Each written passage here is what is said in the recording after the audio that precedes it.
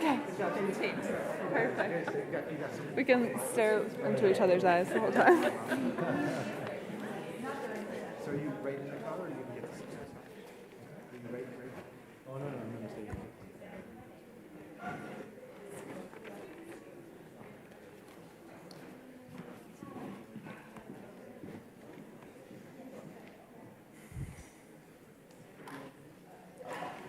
Wait.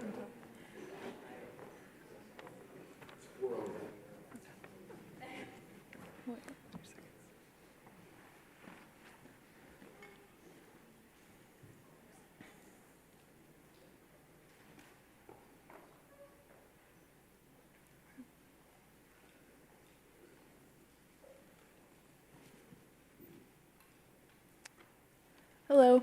Our keynote speaker for the first day of the symposium is Dr. Debra Roberts. Dr. Roberts will speak about climate-resilient development and why it matters in the fight against climate change.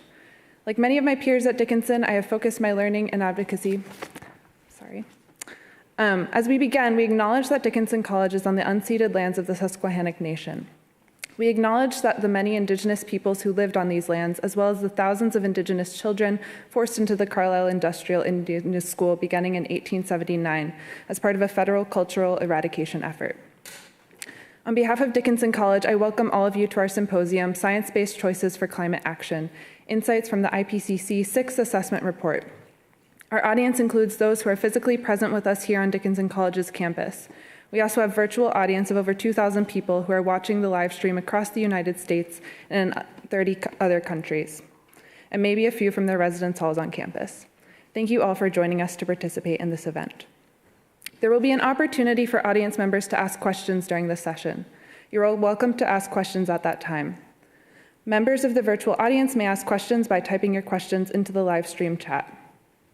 Dickinson College welcomes differences of opinion expressed politely, thoughtfully, and succinctly. Disruptive behavior and harassment will not be tolerated.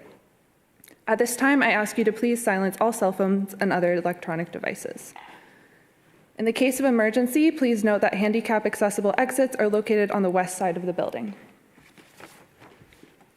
Our keynote speaker for the first day of the symposium is Dr. Debra Roberts. Dr. Roberts will speak about climate-resilient development and why it matters in the fight against climate change. Like many of my peers at Dickinson, I have focused my learning and advocacy on issues of climate change, environmental justice, and community health and well-being. I can say with confidence that I am not alone in my deep concern for the future of life on our planet, but I have found purpose in stories of resilience from communities around the globe and solidarity with others asking hard questions and leaning into the work. When it comes to climate solutions, my education has taught me to be wary of quick fixes and instead recognize that equitable and lasting change require listening, collaboration, and a deep love for people and for our planet and its people. I'm inspired by those that have dedicated their life to such work.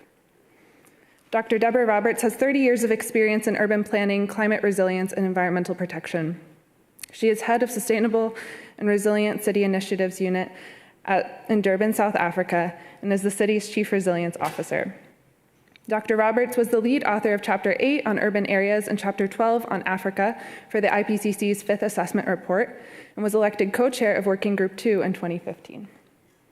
She is an honorary professor at the University of KwaZulu-Natal. Dr. Roberts has served as an advisor to the Global Commission on Adaptation, United Cities and Local Governments, the United Nations Secretary General's 2019 Climate Summit, and was a member of the South African United Nations Framework Convention on Climate Change negotiating team. Dr. Roberts is an expert in bringing together science and policy to promote equitable adaptation to the greatest challenge of our time. In 2017, during COP17 in Durban, South Africa, Dr. Roberts took time from her busy schedule as one of the hosts and participants in the climate conference to meet with a group of Dickinson students who traveled to the COP to conduct research as part of a 4-course interdisciplinary program on climate change. She also arranged for the students to visit a community development and agroforestry project in Durban.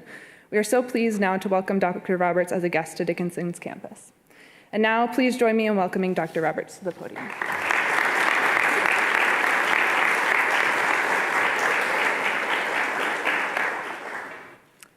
Thank you, Claire, and thank you, Dickinson, and thank you, everyone online. I can tell that this is an audience with high adaptive capacity because you've stayed the full length of the stay in this particularly cold environment.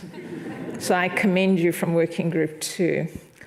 So the previous panel all outed themselves as optimists. I'm going to start my presentation by outing myself as a realist, and hopefully pick up on some of the messages from the impacts, adaptation, and vulnerability assessment work that the IPCC has been doing over the last almost 7 years now during the course of the 6 assessment cycle, and really land where Steve left us around this concept of climate resilient development and why it really matters in the fight against climate change. So it's been a busy assessment cycle. A variety of people during the course of today have told you a little bit about the cycle. The elections which kicked off the process were in 2015, and hopefully we will close out that process next year in March with the approval of the synthesis report. And as you heard in terms of the structure, the bulk of the technical work, the technical assessment work, is done by 3 working groups. And those 3 working groups have produced an amazing amount of work. You've heard today that we've produced 3 special reports. And I'm sure most of you will remember our special report on 1.5 degrees of global warming, which really set the tone for the global debate around how we tackle climate change. But we've just completed the 3 big assessments from the 3 main working groups of the IPCC. And what I'll be doing is a bit of a deep dive into the work of Working Group 2. And we're the people who are the so what people. Working Group 1 tells us that the physical climate is changing. But for people on the ground, what follows that is, well, so what? What does it mean for me? What does it mean for my aspirations, my city, my job? And Working Group 2 comes in to assess the science to help answer the so what questions around the impacts, and it gives us some perspective on what we can do about it as well in terms of adapting to the changes that are already baked into the system and which we anticipate will come with further climate change. So, Working Group 2 report. This is a tome. If you need a doorstop, can I recommend the Working Group 2 report to you? I think it's the longest of the 3 reports. We come in with our supplementary material at just under 4,000 pages. And even with a very generous amount of time that Neil has given me for this plenary, I can't take you through 4,000 pages, even with the best will in the world. So what I'm going to do is really pull up some of those key messages that hopefully will spur the debate that follows this presentation. Our big headline to the world is the one that you see behind me. It's rather obviously that you can't argue with the science anymore. It's very clear from our scientific assessment that climate change is a danger to our well-being and the well-being of the planet that we are very dependent on. And unless we come together very rapidly and effectively as a global society, we're going to miss the very brief and rapidly closing window of opportunity that we have to create a more livable future for us all. And when I say all, I don't only mean those of us who are currently present and on the face of the globe currently, but indeed generations still to come. We have to think about intergenerational equity when we're thinking about dealing with climate change. So what does the report tell us about where we are now? Well, the report is really clear that global warming has already caused dangerous and widespread disruption in nature. And this is because of the increase in the frequency and the intensity and the duration of extreme events, both on land, but don't forget about the oceans, which are driving mass mortalities. So, for example, here you see tree dieback in a drought-stressed forest in California. But importantly, too, climate change is literally affecting the lives of billions of people around the world, despite their efforts to adapt. And so it's not surprising when the United Nations Secretary General referred to the Working Group 2 report in the global press release. He really referred to this as an atlas of human suffering. It really calls out the extent to which climate change is a present factor, not something in the future, but a present factor in the lives of billions of people around the world. And this is because of the impacts of the human-induced intensification of things like tropical cyclones, of sea level rise, of extreme precipitation events. And I come from a city which in just a couple of months back, in April and May of this year, was hit by extremely heavy precipitation. The attribution teams globally have indicated that that set of precipitation events were twice as likely to have happened as a result of climate change. It shut down the major port on the east coast of Africa, so our city is the host to that particular port.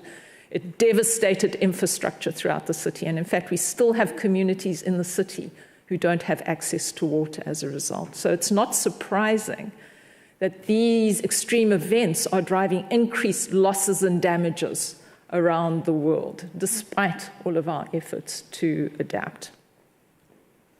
The report also shines a particular light on the world's cities. First of all, it tells us that the impacts of climate change are magnified in the world's cities. And why is that of concern to us? It's because we're an urban species. The bulk of us now live in the world's cities. Some 4.2 billion of us are currently urban residents. And we know from impacts that we are already experiencing that continued exposure to things like heat waves will continue to drive and exacerbate the urban heat island. It will exacerbate the impact of urban air pollution, all of which drives public health concerns. And we also know from very much lived experience in many cases that extreme events negatively impact on our urban infrastructure, on energy, on transportation, on water and sanitation. It also tells us that the world is now a very complex place. We're no longer dealing with single extreme events, one after the other, neatly packaged. We're now dealing with a world where we have to deal with multiple extreme events coming together, creating compound risks that are much more difficult for us to manage. If we think about it, for example, increasing heat and drought coming together, that creates a complex web of challenges. So the heat stress amongst the farm workers reduces productivity. The high heat and drought reduces crop yields. So overall, we see a reduction in household incomes. We see increased food prices, certainly locally, but also potentially globally. And that shows us that these climate risks really don't respect national boundaries and that these weather-related extreme events can shock global trade. And we saw this earlier this year in May, where India banned the export of wheat because of the hugely enormous temperatures that they were experiencing. I can remember talking to co-chair of Working Group 3 as he sat in India, and it looked like he was melting because he was sitting in temperatures of 46 degrees Celsius. And this had an enormous impact globally on food security because the anticipation was, because of the war in Ukraine, that India would be a key supplier of wheat going forward. But because of the weather-related impacts of those high temperatures, India then banned the export of wheat. And so we can see how all of these create systemic impacts on global trade and how difficult that can create managing these impacts for us as a global society. The one thing about the Working Group 2 report is that it's a reality check at a number of levels. And the first reality check is don't be myopic. Don't think that climate change is the only challenge that we're facing. The Working Group 2 report is really clear that climate change impacts and is impacted by a whole set of other challenges that we have to face as a society. And these are unsustainable use of natural resources, habitat destruction, growing urbanization, and growing inequity. And all of these things come together to undermine the adaptive capacity not only of us as a human society, but the ecosystems that we depend on. So again, another complex mix of problems that we have to deal with. The Working Group 2 report also indicates that climate change is an enormous challenge for vulnerable communities around the world. And very often when I speak to audiences and I talk about vulnerable communities, I get the sense that some people think that vulnerable communities are kind of a handful of people living in some remote area somewhere.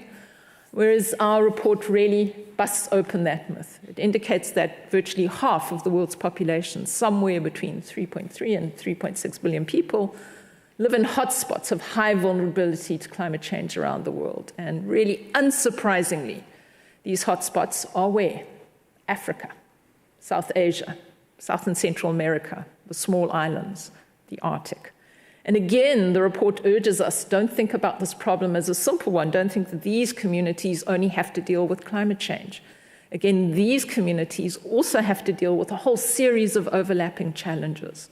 In many cases, lack of access to basic services, so things like health services, water and sanitation, Many people living in these communities have climate-sensitive livelihoods, so they're smallholder farmers or small-scale fishers.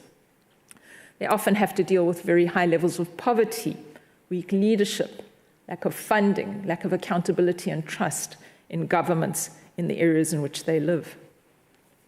So that's where we are now. It's very clear that climate change is a part of our day-to-day lives. It's causing real and severe challenges for us and our development aspirations. But the report also gives us a bit of a crystal ball on where we might be going in the future. And probably a key message when we look to the future is one, the IPCC has really taken out into the world at large since our special report on 1.5, and that is that every small increase in warming will result in increased risks both to nature and to people. So every bit of warming really does count. And here we can see, for example, bleached coral in a dying coral reef off the coast of Okinawa in Japan. And these slides give us a sense of that impact of different global warming levels on biodiversity loss. On the one side, you can see the impact of 1.5 degrees of global warming, and you can see how different that is to the levels of biodiversity loss at 3 degrees of global warming.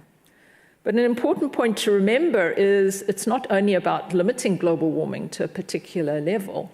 Even if we go into a period of overshoot, and the previous panel was talking a bit about this, so a period where we exceed a particular global warming level for several decades and then return to it, we are still going to experience irreversible consequences. It's really important to remember that staying at 1.5 is not the same as returning to 1.5, because if you go into a period of overshoot and you return, the Working Group 2 assessment points us to the fact that we are still going to be experiencing irreversible losses. We're going to still see species extinctions. We are still going to see the losses of entire ecosystems, particularly those in vulnerable areas like mountain tops, tropical coral reefs, and coastal wetlands. By the time we reach 3 degrees of global warming, and certainly if you look to the Working Group 3 report, they indicate that 3.2 degrees Celsius is possible, given their assessment. The risks of extinction in the world's biodiversity hotspots increases by about tenfold. And it's generally at this point in the presentation where my politicians would turn to me and say, Debra, why are we so concerned about ecosystems? We've got so many other development challenges to be dealing with. And the Working Group 2 report is really clear on this. It indicates the strong integration between the climate system, the natural ecosystems, and our societal systems. And this linkage comes from the fact that we are so dependent on ecosystems and the ecosystem services that they deliver. So if climate change puts at risk our key ecosystems, it also puts at risk these key ecosystem services. So, for example, things like pollination. If we see a decrease in pollination, that puts us at risk of food insecurity. We potentially undermine important economic sectors like tourism and recreation. And we put at risk access to really basic needs, things like clean air and clean water.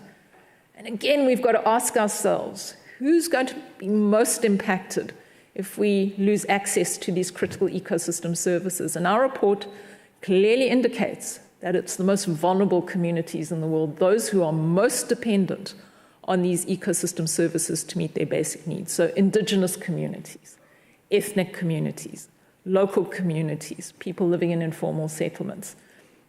And the important thing about the Working Group 2 assessment is we indicate very clearly that if you undermine the adaptive capacity of a particular community, if you increase inequity anywhere in the world, it undermines the adaptive capacity of us all. So we can't think about these impacts as impacting communities far away from us, out of sight, because if they lose their adaptive capacity, if we increase inequity at that level, it has consequences for all of us as a global society.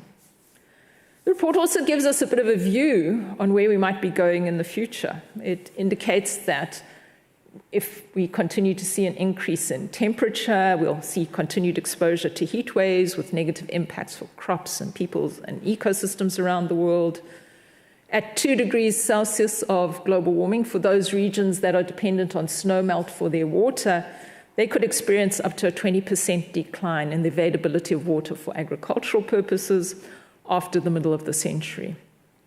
We already know from direct lived experience that climate change increasingly undermines food security. So by the time we get to 2 degrees of global warming, for sub-Saharan Africa, South Asia, South and Central America, and the small island states, that's going to mean food shortages at scale and malnutrition for large numbers of people around the world. And by the time we get to the middle of the century, we can expect about 1 billion people, those living in low-lying cities by the sea and on small islands, to be at risk from climate change-driven sea level rise. So what does the report tell us about how we're responding to these actual challenges that we're dealing with, but also these anticipated challenges that we're dealing with? It shows us that, we've been adapting or attempting to adapt. So we've certainly increased our adaptation actions, but the progress has been very uneven. We do not bring the optimistic message of Working Group 3 and mitigation. And we are simply not adapting fast enough currently. And this, even though we've got about 170 countries and indeed many cities around the world who've incorporated adaptation priorities into their plans and policies. And so the simple message from Working Group 2 is what we're doing on the adaptation front is simply not sufficient. It's not sufficient to meet the need for the increased adaptation that we're seeing. And these gaps are going to grow. If we continue doing what we're doing in terms of implementation and planning, that adaptation gap is going to grow. And surprise, surprise, where's the gap going to be the largest? It's going to be the largest for our low-income populations, which goes back to that important point. If we increase inequity anywhere in the world, we undermine the adaptive capacity of us all. There is some good news, though. From Working Group 2, we do indicate that there are still feasible and effective adaptation options we can put in place to reduce risk to both people and to nature. But again, we've always got a rider on this. The effectiveness of all of these adaptation options decreases with increased warming. And generally, when you talk about adaptation, and I've heard this today in the discussions, we're talking about things like flood risk prevention, we're talking about securing water supplies. But the Working Group 2 assessment kind of broadens that discussion and says, but there's also a great deal to be gained from other sectors. For example, by improving our health services, we can increase our adaptive capacity by doing that, by investing in health services that allow us to deal with the trauma of extreme events, that allow us to deal with the impacts of heat stress, that allow us to deal with the spread of disease. And we can further enhance that adaptive capacity by doing basic things like providing basic services such as potable water. We can increase our disease surveillance, and we can do what the United Nations Secretary General has just called for, ensure that every community has access to an early warning system. The report also calls out that nature offers us significant untapped adaptation potential, not only in terms of dealing with the impacts of climate change, but also dealing with the causes of climate change, and also providing us with an opportunity to support lives and livelihoods of many people around the world. So, for example, agroforestry is a climate-resilient way not only of producing food crops, but also providing wildlife habitat. So, for example, here we see a farmer in Nigeria who's growing rubber trees and fruit trees and food crops and keeping bees as part of a diversified livelihood strategy. The report also does a deep dive into adaptation options in key sectors. Water is an obvious place where we adapt on an ongoing basis. And we've looked, for example, at water management in the agricultural sector, and there we call out irrigation as an obvious adaptation response. It's obvious because we've been using it for thousands of years. But the report also calls out that there's a potential negative impact to irrigation. It can deplete groundwater supplies, but well planned, well executed, together with rainwater storage and water-saving technologies and moisture conservation in soils, we get real economic and ecological benefit from its use, and we help to reduce vulnerability not only of human communities, but also the natural ecosystems that we are so dependent on. There are also wider options, such as securing drinking water for our urban areas, working with nature, so restoring wetlands, land use planning, so for example, creating no-build zones, and flood and drought risk management, which is where the bulk of our adaptation activities are currently focused. But again, the caution that the effectiveness of all of these water-based adaptation options declines with increased warming. We also looked at food security, and that's very topical currently, particularly at the global level. Here, effective adaptation options include using stress-tolerant crops and livestock, agroforestry, diversifying farming, community-based adaptation, particularly where it's resourced and we use indigenous and local knowledge, and strengthening biodiversity, because that helps us with things like pollination and crop pest control. And again, wider benefits from these approaches, such as food security and nutrition, improved health and well-being, and more diversified livelihoods for local communities. As I said before, the report shines a particular spotlight on the world's cities, and as someone who is a local government practitioner in her day job, I think this is a timely call-out. It indicates that urban areas for us are a global scale, but importantly, a time-limited opportunity to achieve climate-resilient development. And again, this is of concern to us because we know that by the middle of the century, up to 2/3 of us could be living in the world's cities. The adaptation options that are identified by Working Group 2 in this regard include using nature-based and engineering approaches together. So, for example, gabion basket mattresses along rivers together with floodplain restoration, establishing more blue and green spaces in our cities, urban agriculture to improve food security, but also social safety nets for disaster management, allowing people to deal with the impacts of climate change, but also improving financial security. And these generate wider benefits. So more blue and green spaces in our cities help with public health improvements. They also help us with ecological conservation. The report also draws our attention to the importance of thinking about the large-scale informal settlements that we see around the world. And again, this is important for us to think about from a policy perspective. UN Habitat tells us that by the middle of the century, up to 1/3 of us can be living in informal settlements. And the effective adaptation options called out for the informal settlements where we can act to achieve city-scale adaptation include using local knowledge, appropriate skills, funding, and tools. It's particularly effective where we see decision makers sitting around the table with local residents to take decisions together. And governments can really enhance adaptive capacity by improving accountability, by improving commitment and transparency. And in this particular image, you see, for example, improved water and sanitation services in informal settlements in India. But as I mentioned before, the Working Group 2 report is a big reality check. And one of these reality checks is don't think that every adaptation action you're going to take is going to generate the outcomes that you think it's going to take, or that you think it's going to generate. And in fact, adaptation actions can have unintended consequences. For example, increasing greenhouse gas emissions or increasing inequity. Here, for example, you see two contrasting pictures. On one side, coastal protection works that may not protect the people living and working behind them, and that could result in further erosion down the coast, compared to a much more nature-based approach to flood risk management, in this case being used in Delaware in the USA. And our assessment shows us that, yet again, the groups that are most affected by maladaptation are the disadvantaged groups. So the ethnic groups, the indigenous groups, people living in informal settlements, local communities, and again, that drives inequity. And I'll repeat it again, that undermines the adaptive capacity of us all. There are also very real limits to adaptation. We can no longer adapt our way out of this problem. We might have been able to do that several decades back, but no longer. Even with our most effective adaptation, we're not going to be able to prevent all losses and damages anymore. And certainly above some levels of global warming, there may be the loss of adaptive capacity. So above 1.5, some natural solutions may no longer work because the ecosystems are badly impacted.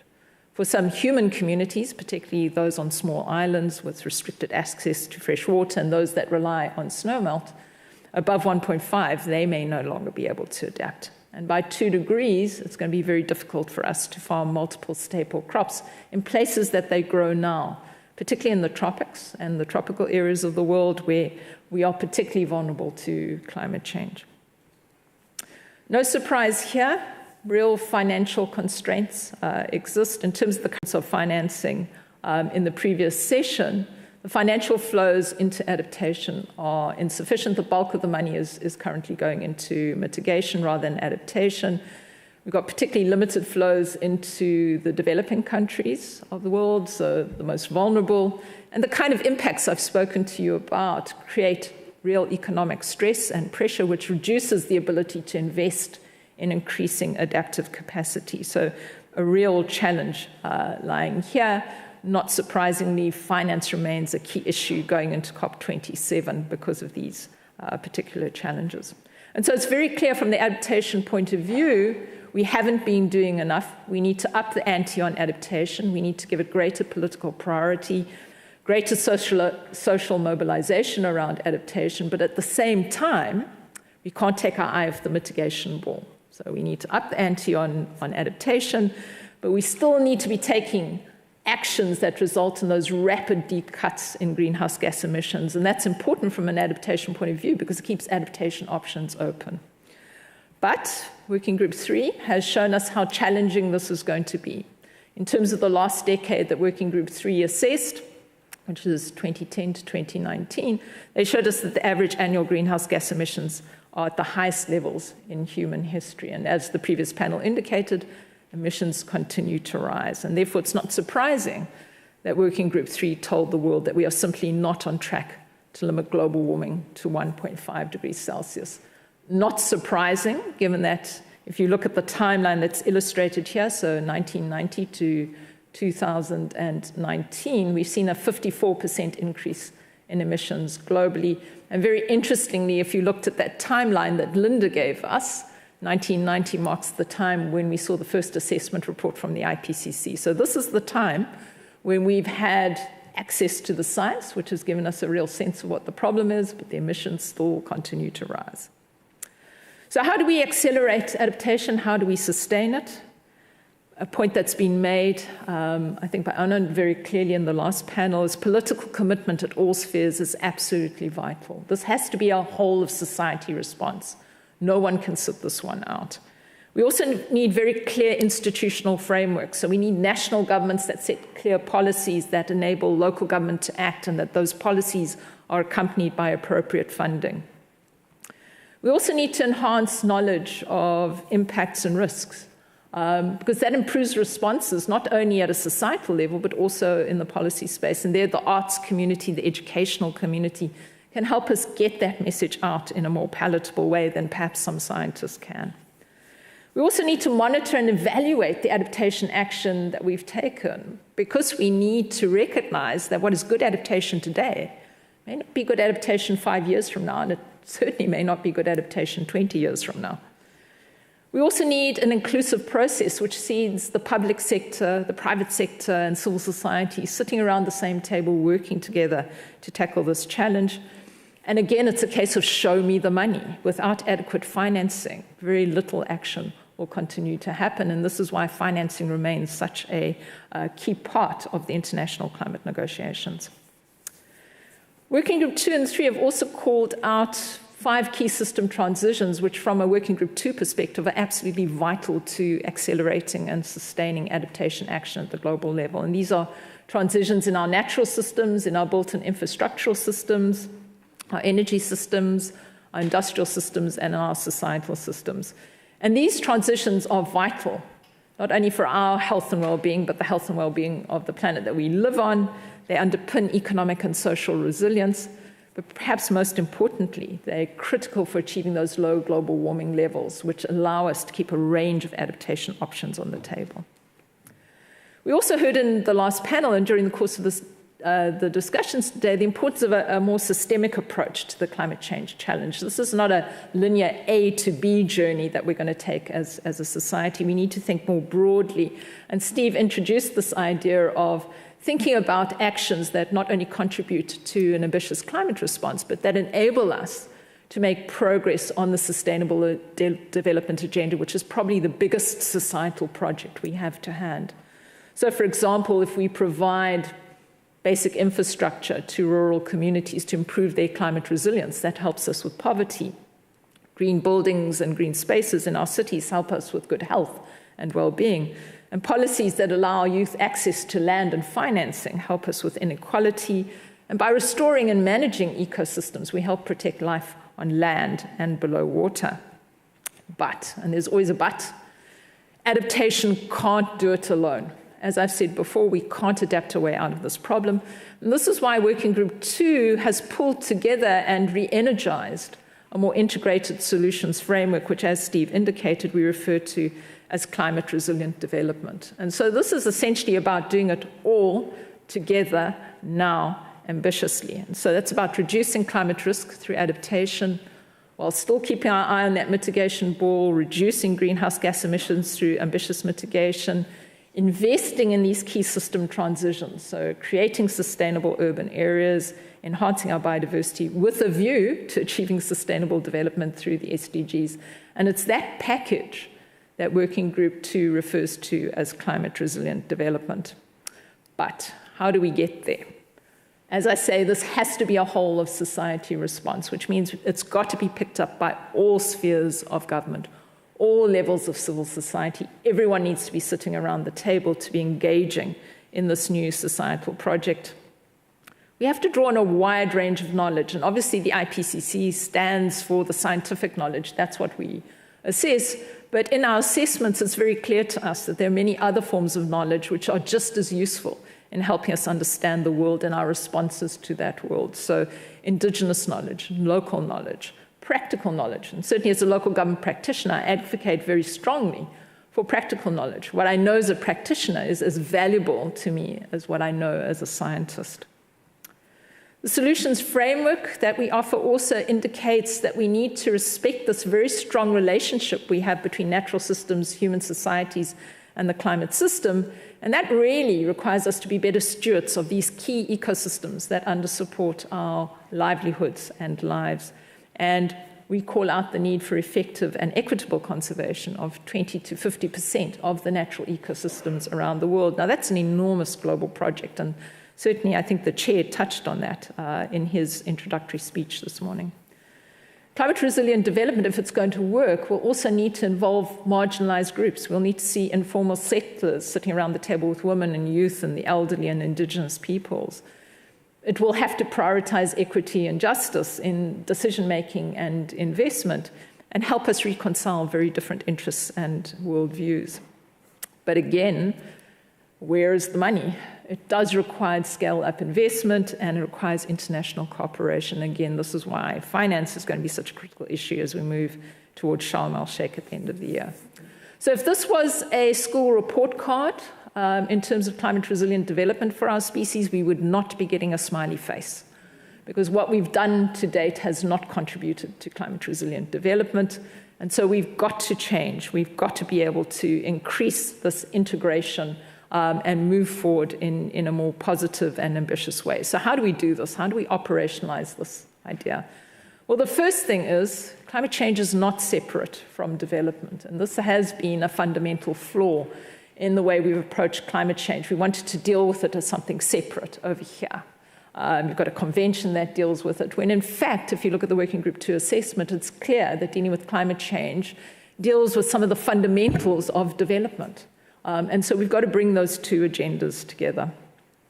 Also, climate resilient development is not the same thing as sustainable development. Climate resilient development really speaks to us about how this integration, this difficult bringing together of different spheres of government, different stakeholders around different issues, how that happens and how societies begin to make choices in that integrated approach. It also urges us to recognize that business as usual development can be quite dangerous in many ways. It can, in fact, result in maladaptation, so those adaptation outcomes don't materialize and we get something negative in its place. We can see adaptation limits being exceeded and can lock societies into non-climate resilient development pathways. Climate justice has to lie at the heart of climate resilient development, and that means we've got to be very mindful about who is in the room, because the choices we make as a society will depend on who's sitting around that table and contributing to that discussion. And ultimately, every decision we make is an important one, because it takes us either towards or away from climate resilient development. And that really underscores the urgency of the Working Group 2 report, is that we have to be mindful that this is not something that a government somewhere is going to make a decision on, that a mayor is responsible for. Each one of us needs to be playing a part in ensuring that the decisions we make, the actions we take take us towards climate resilient development and not away from it. But again, Working Group 2 is a reality check. We acknowledge the importance of that integrated approach, but our assessment of the literature shows us very clearly that achieving that integrated approach, even at current global warming levels, is going to be pretty challenging. It gets even more challenging if we exceed 1.5, and simply may no longer be possible if we exceed 2 degrees Celsius. And so ultimately, the science is clear. Climate resilient development indicates that we need system change, not climate change. And it's really up to each one of us to be a part of the system change that's required. Thanks very much for your attention and surviving this room for as long as you have. And I'm very happy to answer any questions if there are any.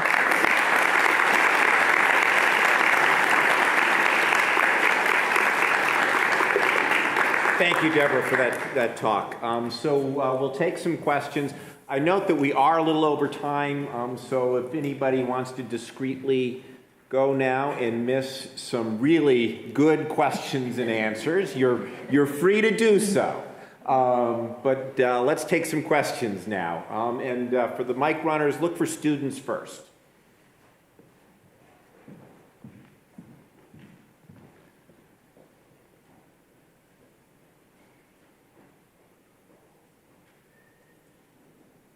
Thank you for that talk. I wonder what advice you would give to civil practitioners such as yourself in implementing those 5 key points that you gave. What are your best practices? What's your advice that you have?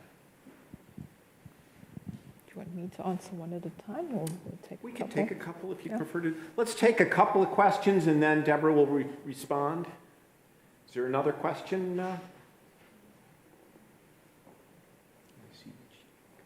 Is there another student? Or keep it pointing around the room. There's one up here at the top. Fingers. Genesis, see up here?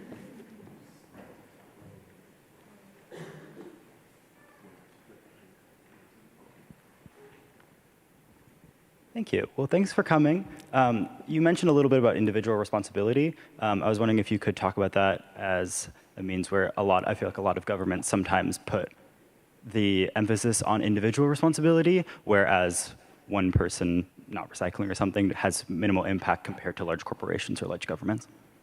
Do you want to take another one? Or? No, let me start off with those two. So firstly, what do I tell practitioners? Essentially, I tell them to stay in the room, because this is a long, ongoing conversation. And so endurance is a critical part of ensuring that the kind of integration, because the integration we're speaking about really runs across the way, for example, government is structured. Here we're talking about integration, but government works in heavy silos. Our budgets all locked into various sectoral actions. And really stay in the room and stay the course of the conversation, because it's only by constantly pushing and challenging the way that we're currently doing things that you begin to see the dial moving. And that's the problem with this work. There isn't a silver bullet. There's no quick fix. This is a game of endurance in many cases, in changing the nature of the conversation. And as I say, it runs counter to the current in many cases. So be brave, stay in the room, don't give up, I think is my strongest message to my fellow practitioners. Good point on the individual level. I think what we stress from our scientific assessment is that this has to be a whole of society response. So it's not only about the individual, it's about the individual city, the individual corporation, all working together in that sense. No one can sit this particular dance out, unfortunately. But I think it is important, going to the declared optimist of the last panel, that we find our role, that we find our purpose in this challenging present and what could be an even more challenging future. And I think that's important, that we do see a role for the individual in that, acknowledging that without the corporate change, without the government change, the big changes are not going to happen. But very often where you place your vote, for example, is a powerful individual signal of where you want that change to happen in those broader and bigger systems. Additional questions? Yeah, the hands up there. Hi, thank you so much for coming. You touched on the broad financial consequences of ignoring climate change.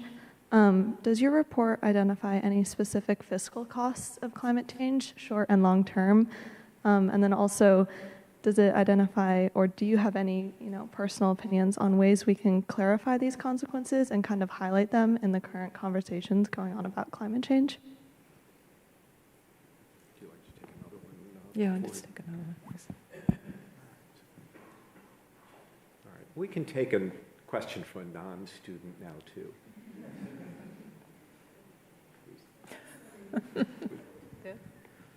Thank you. This was actually a question I was trying to ask earlier already, but it relates really well to the fiscal question in a certain sense, because this summer there was in the news an article about the Democratic Republic of Congo, who has one of the largest rainforests in the world apparently, but is about to auction it off to oil and gas drilling companies.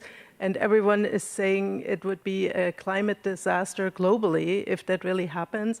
But it sounded as if the main issue was that they had been hoping to get support from the global community for their the poverty in their own country, and it never came through.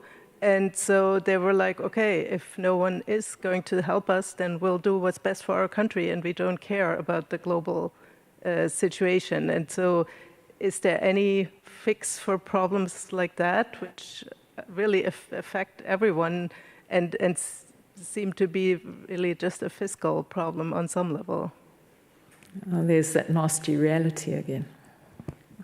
So let's take those two questions together. In fact, the whole issue of financing, as you can imagine, is of enormous interest to the governments who make up the Intergovernmental Panel on Climate Change. And for those who sat through our approval of Working Group 2, we were under great pressure. The governments wanted a figure.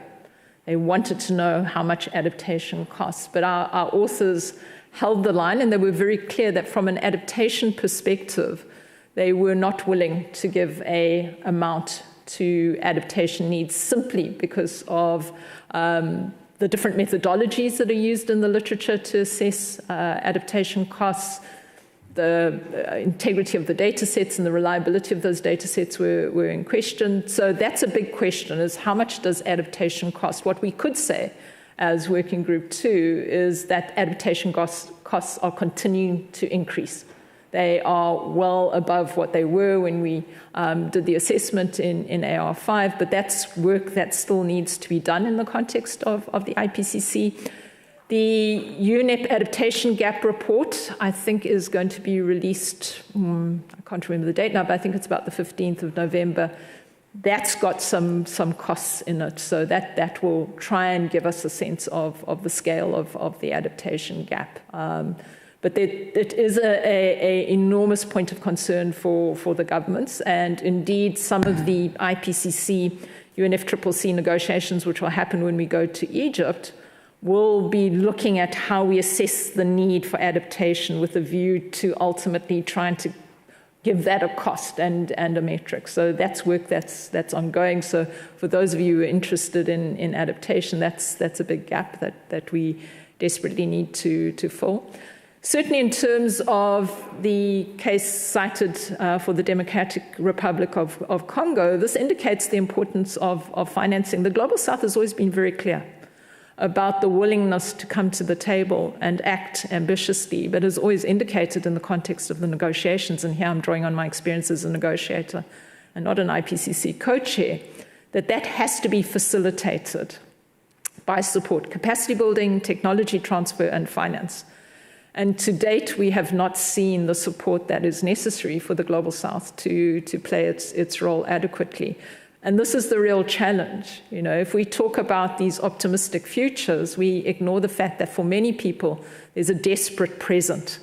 And where there is a desperate present, sometimes decisions will be taken that are responsive to that present rather than the long-term future. And so what it really speaks to is the finding of the IPCC assessments around the fact that these enabling conditions are absolutely vital.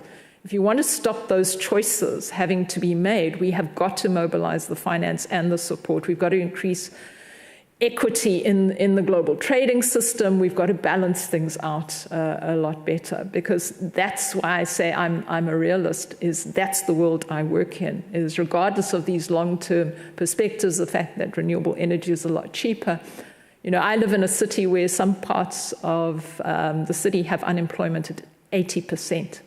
And that's a real need here and now. And so speaking about things like just transitions, you may have a job sometime in the future. It doesn't deal with the hunger and risk that people are experiencing now. And we've got to pull that set of narratives together in a much more effective way. And that's about enabling conditions and definitely a more equitable sharing of resources at a global level. But we don't seem to be good on that. The IPCC assessments have both found that we obviously haven't met, for example, the 100 billion commitment that was made in Copenhagen. And now we've got another 2 years of finance negotiations. You know, who can wait 2 years when you're starving today? It's an interesting question. I think reluctantly, I think we're going to have to end here. So thank you, Debra. This was a necessary realist perspective on these things. So that's the end of this session. There'll be a session this evening at 7 p.m. Back here. I hope you'll join us for that. We've got the chair of the IPCC again, and an excellent panel that will follow his remarks. So I hope to see many of you back here later. Thank you.